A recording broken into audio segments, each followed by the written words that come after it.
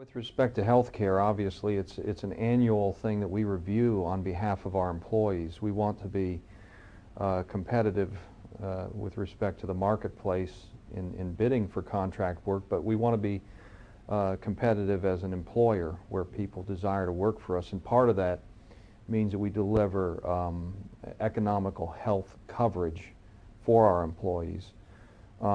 Various parts of our company years ago were leaders in bringing health care coverage to what has historically been perceived as a part-time workforce, the school bus drivers. You may recall that it wasn't all that long ago that it was unheard of for part-time employees to have benefits. So we consider ourselves to have been a leader at the time in delivering health care benefits to our employees in the early 1990s. But things have changed now. It's become more of an expectation. Now, how does that tie into the national health care debate? In many ways, we as a private company are no different than the average citizen in that most of the debate resides in Washington and hasn't come to full fruition as a bill to be voted on, but we're on the verge of it. What we will be looking for out of anything that Congress passes is the effect that this will have on our ability to deliver solid economical health coverage for our employees, and what that means by extension to their families. Well, I think anything that would come out of it that would be a game changer for contracted bus services would be something we should be concerned about. Again, anything that would violate our pledge to our employees to deliver a safe workplace and a healthy workplace, but in the event that they do have health problems, we want to deliver good coverage for them. Our company determined that we wanted our employees to have the freedom of association, is what we call it, which is that they are free to associate or not associate themselves with labor unions without the undue influence or interference of management. And so we have a very strict policy which is far above what is required by law, certainly, and I don't think is matched by any of our competitors, that enables our employees to make their free choices without the company or management contributing in any way with an anti-union atmosphere or campaign. And to effectuate that policy and to show the group's commitment to it, the group has set up an independent monitor. Professor Bill Gould, right now he's based at Stanford University Law School, and he served as the chairman of the National Labor Relations Board in the Clinton administration. So we've set up an entire process where our employees are able to file a complaint with the independent monitor if they believe that their rights have been violated. It's been a very effective program. It has helped bring management focus to this value and this issue, and it is part of what we're doing here in our business.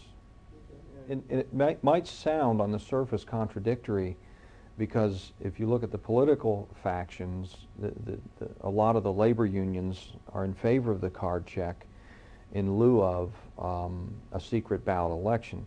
But we believe the card check goes around the freedom of association, that for people to truly exercise their right to be uninhibited in their choice, that the secret ballot election is fundamental.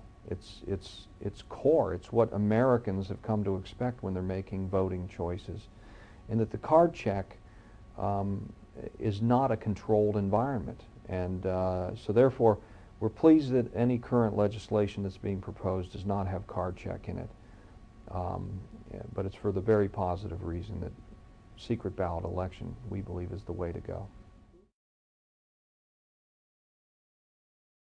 There's a place for transit in delivering passengers who go to schools and to colleges and universities with dedicated stops along public transit routes.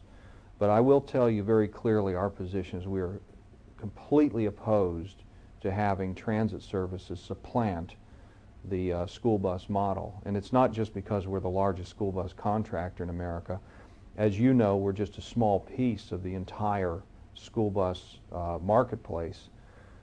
We have a mere 60,000 out of perhaps 535,000 school buses in all of North America. But the point is that the yellow school bus model is proven as a safe and effective way to deliver school children from home to school and from school to home, and also to deliver their charter services and other activities. And just if you look at the school bus itself, it is purpose-built for delivering school children. Everything with the protective arm that swings out to prevent students from being run over in front of the bus, to the red light signaling system, to the stop sign, to the relationship with the school bus driver, and the relationship between the driver and the families along the routes.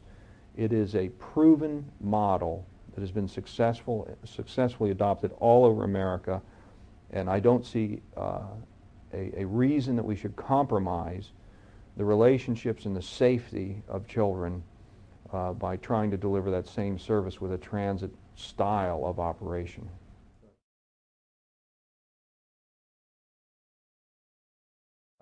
When you're a smaller business, which we were just a few short years ago, we've just celebrated our 10th anniversary of FirstGroup ownership of the company. As of September 13th was our 10th anniversary.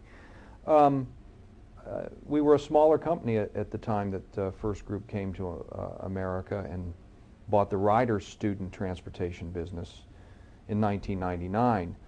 But as we have grown and evolved and matured and now are the clear market leader, certainly in the private sector, you see yourself as having additional responsibilities and obligations as a market leader that maybe you didn't have when you were smaller. And part of that includes leading on issues that maybe don't just affect the commercial performance of your own business, but affect the entire industry, including the non-privatized school bus fleets that are out there. Because one of the benefits that we have, even though you have some very, very large school districts out there who run hundreds and maybe thousands in some cases of their own buses that are not contracted out, we have the benefit of having a view that is informed by school bus services for hundreds of school districts across the entire country and across Canada.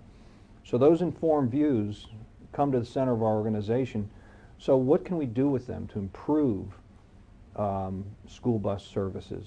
What can we do to improve issues involving the fleet? What can we do to improve safety and be advocates for safe practices? And what can we do to continue to show the value of the services to school boards across the country? I'll start by contrasting it with other pieces of our business. Much like the airlines, which are dependent on passenger ticket sales for their revenue, and they have suffered dearly during the recession because a lot of business spending and discretionary personal spending has led to people not traveling. Some portions of our business are more affected by the recession than others, like Greyhound. Greyhound is similar to the airlines, but I must say that our management at Greyhound has done a tremendous job of actually outperforming the airlines during this recessionary time in terms of the impact to their business. You move over to our contracted businesses in the transit area, first vehicle services, fleet maintenance, as well as what we're talking about here is our school bus business. I think what we saw this year was an unprecedented attention by a lot of the school boards and school districts to the budget pressures that have been driven by the recession and their own sources of funds becoming more limited. It doesn't mean that they weren't vigilant before. It just means that just like everyone else in society, everyone has had to react to the pressures the recession has placed on them. What has that done to the industry and to our business? Well, I think there have been some cutbacks this year. There's no question. I think if you travel around in your capacity reporting on these things, there have been cutbacks in services, not just in school bus services, but other services affecting the schools. Programs have had to be considered. But I think that what I've also seen is that school districts who have reacted by trying to sensibly cut services have recognized, especially with the input of parents, where there's great dependency on the transportation function delivering their children to and from school, that even some places where they have cut back some routes, that the influence of the parents have said, look, we need this. And so they have had to re-up the transportation services that they might have viewed for cutting. So it hasn't been as impacted as some other areas of our business for those reasons, because ultimately you have to get the children to and from school, don't you?